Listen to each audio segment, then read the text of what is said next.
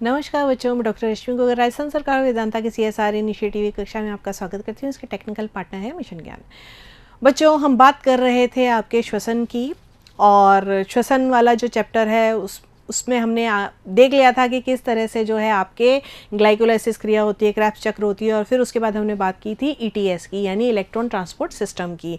और उसमें हमने देखा था कि किस तरह से जो है 5 संकुल होते हैं, और सभी जो इलेक्ट्रॉन्स हैं जो NADH2 और FADH2 से जो है जब उनका ऑक्सीकरण होता है, उसके पश्चात जब इलेक्ट्रॉन्स निकलते हैं तो वो इलेक्ट्रॉन्स जो है विभिन्न ग्राहियों द्वारा ग्रहण कर लिए जाते हैं, और किस तरह से वो जो है ATP का निर्माण करते हैं। यानी NADH2 से जो है 3 ATP प्राप्त होते हैं हमको, और FADH2 से हमको 2 ATP प्राप्त होते हैं। तो इस तरह से 5 ATP जो है हमें प्राप्त होते हैं। उसके बाद जो है जो लास्ट ग्रहण करने वाला है, जो लास्ट आपका इलेक्ट्रॉन ग्रहण करता होता है, वो ऑक्सीजन होता है। और उसके पश्चात जो क्रिया होती है उसके बारे में आज हम बात करेंगे कि किस तरह से जो है आपकी ATP जो है उसका संश्लेषण होता है। साथ ही हम थोड़ी सी अनॉक्सी श्वसन के बारे में भी बात करेंगे, लेकिन उससे पहले जी हाँ, जल्दी से वो कॉपी ले आइए जिसमें आपने प्रश्न उत्तर किए हैं जो पिछले वाली वीडियो में हमने दिए थे, और देखते हैं उनका आंसर। संकुल 4 में इलेक्ट्रॉन ग्राही कौन सा तत्व होता है? तो बाकी जो संकुल होते हैं, संकुल 1, 2, 3, उनमें आयरन होता है, और संकुल 4 के अंदर कॉपर होता है। और इलेक्ट्रॉन परिवहन तंत्र में अंतिम ग्राही कौन होता है? तो अंतिम ग्राही ऑक्सीजन होती है। आशा है आपने सही उत्तर लिखे होंगे। और चलिए आज हम बात करते हैं कि किस तरह से जो है ATP का संश्लेषण होता है। जब हमने बात कर ली थी इलेक्ट्रॉन ट्रांसपोर्ट सिस्टम में कि भाई किस तरह से हमारे ATP का निर्माण हो गया, तो वो जो ATP है, आपको पता है कि प्रकाश संश्लेषण और श्वसन में, है ना, ऊर्जा का रूपांतरण किससे होता है? ATP के अणु से होता है। और ATP के जो विघटन होता है उससे अधिक मात्रा में ऊर्जा मिलती है, और क्या मिलता है? ADP और इनऑर्गेनिक फॉस्फेट जो है वो प्राप्त होता है। और ये जो ऊर्जा हमें मिलती है, इस ऊर्जा का उपयोग कहाँ किया जाता है? विभिन्न जो जैविक क्रियाएं होती हैं पादपों के अंदर, उन प्रक्रियाओं को संपन्न करने के लिए जो है इस ऊर्जा का उपयोग किया जाता है। इसीलिए क्या कहते हैं, ये जो ATP है इसको क्या बोला जाता है? इसको बोला जाता है सार्वत्रिक ऊर्जा मुद्रा, यानी करेंसी, है ना, यूनिवर्सल एनर्जी करेंसी है ये। इसीलिए तो ये माइटोकॉन्ड्रिया में संचित रहती है, और उसको क्या बोलते हैं? ऊर्जा का बैंक, है ना, बैंक बोलते हैं।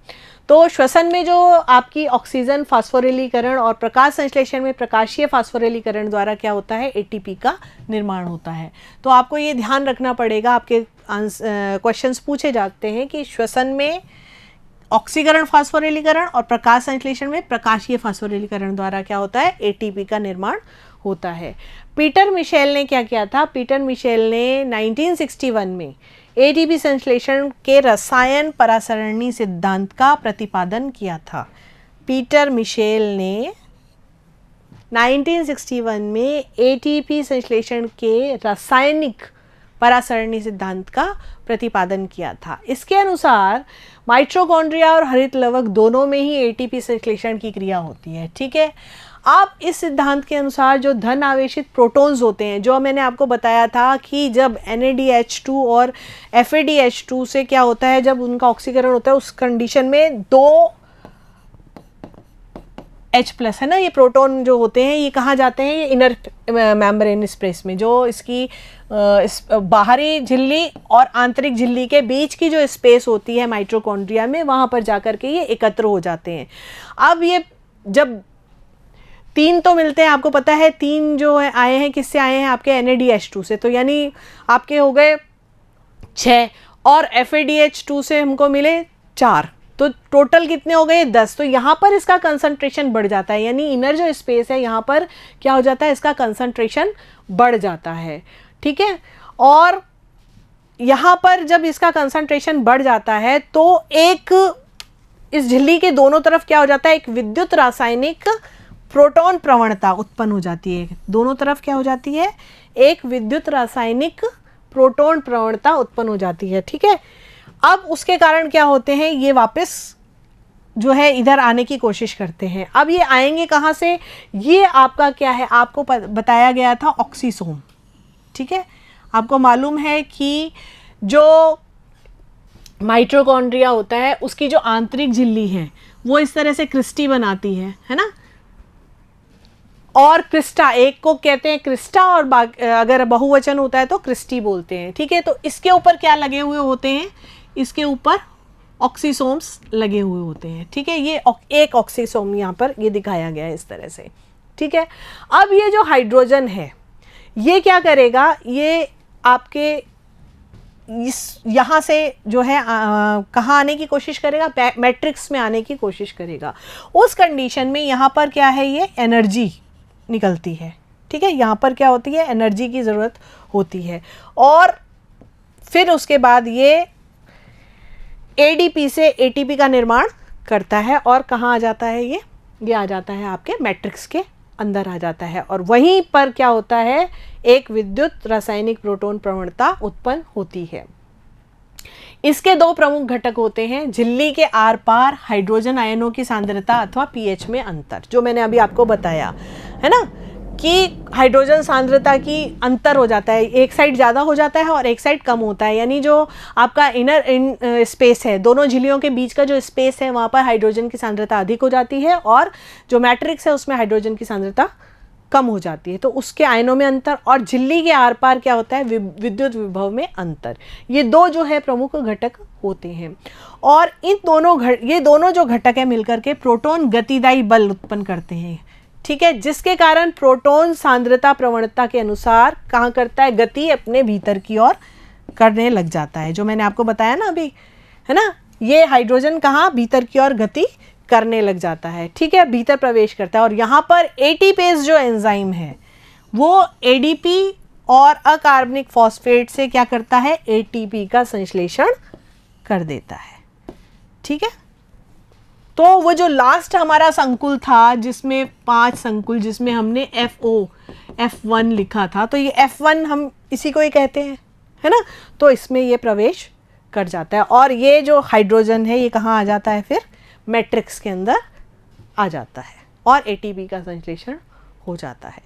तो आशा है आपको ये बात समझ आ गई होगी कि किस तरह से जो है आपके हाइड्रोजन जो है, प्रोटॉन का जो प्रवेश है वो इनर स्पेस से और वापस मैट्रिक्स की तरफ आता है, तो प्रवणता जो है उसके कारण, प्रोटॉन गतिदायी बल के कारण वो अंदर की ओर प्रवेश करता है। अब हम बात करेंगे ऑक्सीजन की अनुपस्थिति में पायरुविक अम्ल का जो है विघटन की बात करेंगे। ऑक्सीजन की अनुपस्थिति यानी कि अनॉक्सी श्वसन। वैसे पायरुविक ग्लाइकोलाइसिस का जो अंतिम उत्पाद है वो पायरुविक अम्ल होता है, और उसका जो अपघटन होता है वो आपके ऑक्सीजन की उपस्थिति अनुपस्थिति दोनों परिस्थितियों में जो है हो सकता है। और इस कंडीशन में क्या होती है, पूर्ण इसका ऑक्सीकरण जब होता है तो कार्बन डाइऑक्साइड निकलती है, और बहुत ज़्यादा रूप में ऊर्जा जो है वो मुक्त होती है, और अनुपस्थिति में जब है अनॉक्सी श्वसन की क्रिया होती है। और इस क्रिया में क्या होता है, डीकार्बोक्सीकरण होता है, डीकार्बोक्सिलीकरण होता है, जिसके फलस्वरूप क्या बनता है, एसिटाल्डिहाइड बनता है, एसिटाल्डिहाइड बनता है, और साथ में कार्बन डाइऑक्साइड जो है वो मुक्त होती है, ठीक है।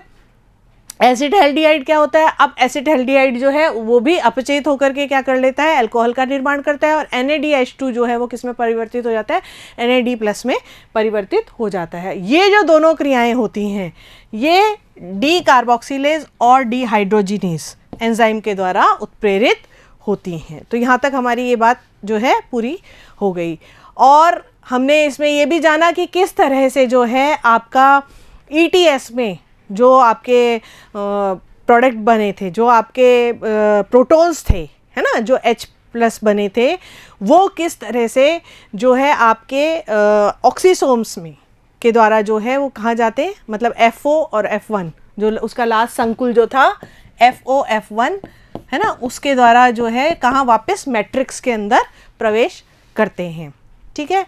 तो ये बात हमने यहाँ पे की, और अब जल्दी से आप अपनी कॉपी पेन उठाइए और लिख लीजिए 2 प्रश्न।